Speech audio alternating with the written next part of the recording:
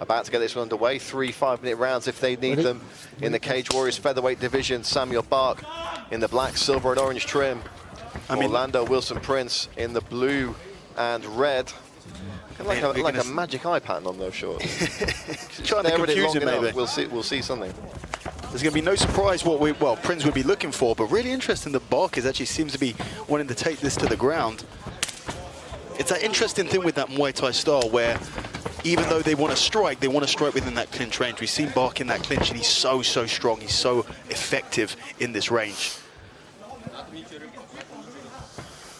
And you would think maybe Orlando perhaps happy with that early on, if he can get a takedown from that clinch, but he's being forced up against the cage now and not being given a whole lot of room to operate here by Bark. I mean, I wouldn't be surprised if we saw Orlando even pull guard potentially from a position like this, especially if Bark starts delivering a lot of serious damage with these knees to the torso. It's something that might not be the worst idea in the world. And then we see Prins coming for the takedown now. He's in a great position for it, circling around to the back now. And immediately looking to attack the back. You see how he's threaded that leg through, and if he can get an over under control, this is a great position now. And we've seen a little bit of the defensive grappling from Bark, not a huge amount, but we did see a little bit in that Harilla match early on, and you know, he does know what he's doing. Defends the back nicely and able to square back up and get Orlando against it. And you can see the body lock there. You saw Orlando like almost wince for a second there as Samuel took that clinch around the body. And I suppose maybe this is the good thing for Samuel Bark, because when he is training grappling, he's not necessarily training a million chokes and arm locks, etc. He's training defensive grappling and finding ways to get back to his feet so he can put his skill set to use. Yeah, when you come with such a strong combat base, it allows you to grow on that a lot easier than if you were coming from nothing. Again, we've got a back take this time, both hooks in here. Samuel looks like he's trying, well, you can see with that right leg, he's trying to unstrip the legs, but Prins doing a good job, and now he's in a great position here. He's trying to get that forearm underneath the neck.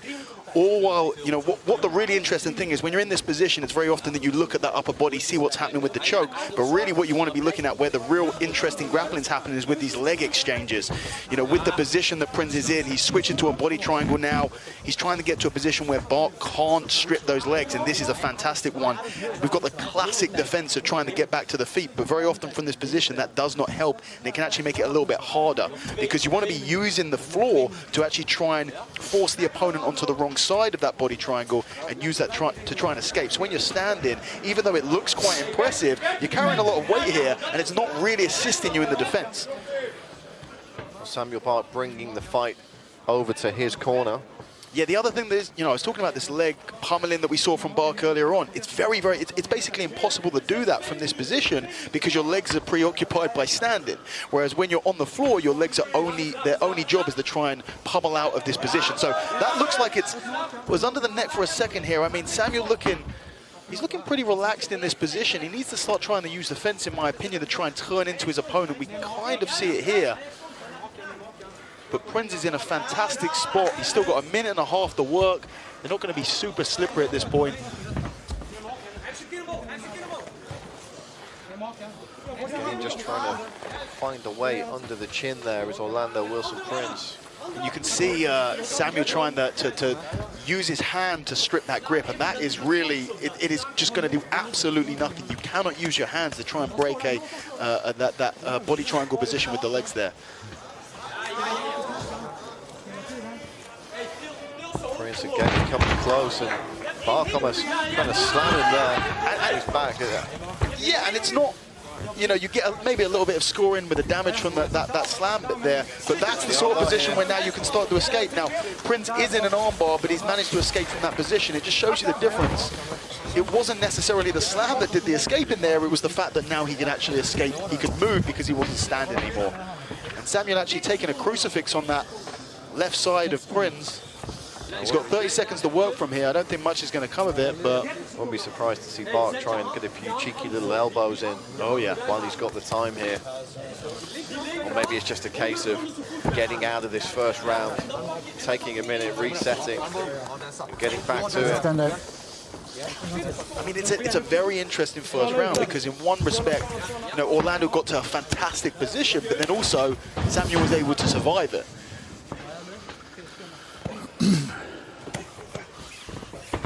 short shots there as he defends this takedown attempt from... Stop! Yeah, and it does look like Orlando finished that round in a position where if it had gone on another few seconds, he would have finished that takedown. Really interesting first round, completely differently. It's almost a little bit of a weird style of clinch grappling, but they're so strong in it. And immediately catching straight onto the back again. Pummeling a knee into the midsection, but as you say, Dan, gives up the back. Yeah, 8 seconds into the second round, and Orlando is already on the back here, and you better believe he's going to be trying to get both of those hooks in, trying to get back to that standing back position if he can. Nice trip there. Taking the leg out, you see that far side leg trying to slip in, but Samuel's doing a good job. I mean, Samuel's defensive grappling is nice. I mean, really the only thing that he was doing wrong in that round was he was spending so much time standing when he was trying to defend that back position. But otherwise, he's been pretty good in his defensive grappling. He just needs to be very careful here. As he turns the stand up, he exposes the back. We've seen this already a couple of times in the first round. Once again, he wants to keep his left-hand side very, very tight to that fence.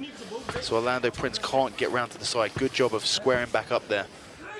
And this would be a huge statement win for Orlando Wilson Prins. The way Bart came into Cage Warriors, stopped Harilla, stopped Manny Akpan, who had a lot of hype behind him after that KO of the year nominee, that crazy wheel kick we saw in Manchester. Yeah. For Bart to come in and beat those guys was huge.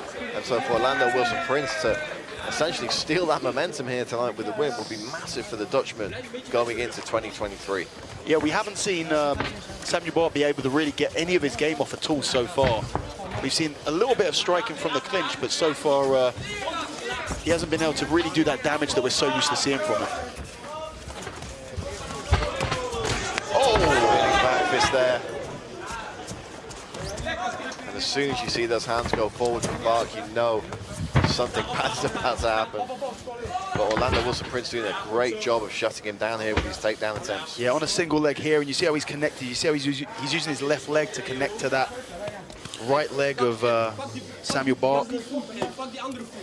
And what I'd be quite interested in seeing if Orlando can get to a mount position or a top dominant position and how Bart would respond to that. I do feel like Bart's instinct defensively is always to turn his back. So I feel like if that happens, you're better off just allowing them to do that and attacking the back position. So we may never see, we may struggle to see Orlando on top, top dominant position, but we might see him on the back again and again.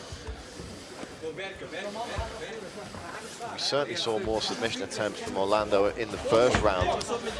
And the damage here is coming from Bart with these knees, and this round is much closer in my eyes. Oh yeah, it's definitely closer because we haven't seen Prins be able to get to a dominant position yet. He's been working for it aggressively the entire time, but we haven't seen him get to a single dominant position. And now the first position on the ground we see is actually Samuel Bart on top. He's used the Kimura grip, but in classic Muay Thai fashion, he's used the Kimura grip to try and open up some elbows instead of attacking anything that looks like a submission.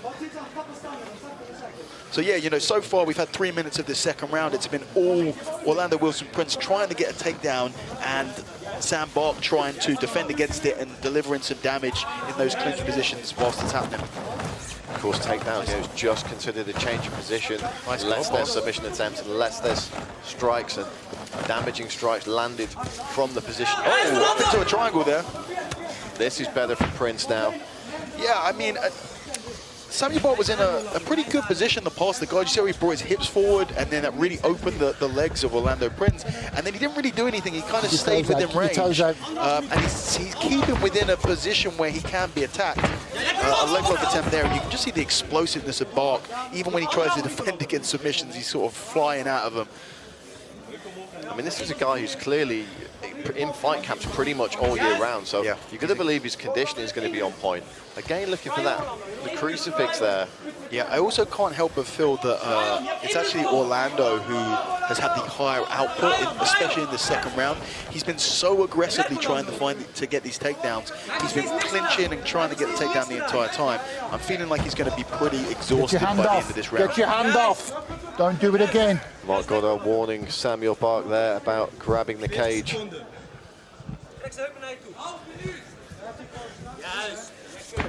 Yeah, Prins finally gets to a top position here, but it's hard to... It's this weird position that you don't see in grappling that you only see in MMA when you have this cage, which is when you're basically in... you're not in a guard because the legs aren't active, and you're not in a mount or a side control because the person's at a 90-degree angle, their upper body is against the fence there. It's a really, really weird position.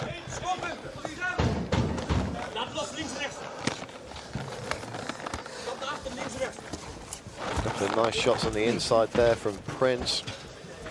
Bark, though, with the Muay Thai clinch, not able to get anything on from it. And Bark immediately looking to stalk his man down. And as we know from Bark, it only takes one big knee to change the direction of the fight completely. Nice. And this is right hand there from Prins. I mean, 20 seconds into this third round, and we've seen the longest amount of time that these guys have stood without clinching each other this entire fight already. Close your hand, combination there from Prins. Keep your hand closed. Don't open your fingers, you understand? Keep it closed. Referee just warning there for open fingers. You cannot extend your hand forward with your fingers outstretched. You have to make a fist.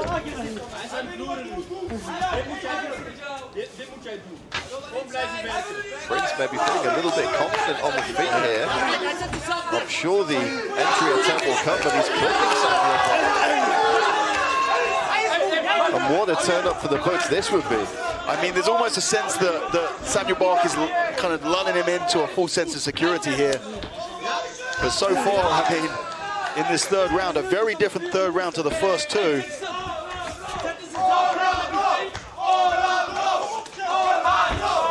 the high kick there. Now Bark starting forward, big shot. Nice knee to the body, and another. A guillotine attempt here, look for a second, and now he's trying to take the back. And again, what I was saying, Samuel always turns his back when he tries to escape. And if Orlando gets a read on this, he's got to be a little bit faster in sliding those hooks in. I mean, I know these guys are super slippery at the moment, but get to a top position and then sort of wait for the opponent to turn and then already be setting up that back take from it. So he needs to be looking to attack higher on the body, and then as he turns up, as he tries to get up, take that back position. The crowd here in London, vocal in their support of the Dutchman. Another back clinch here.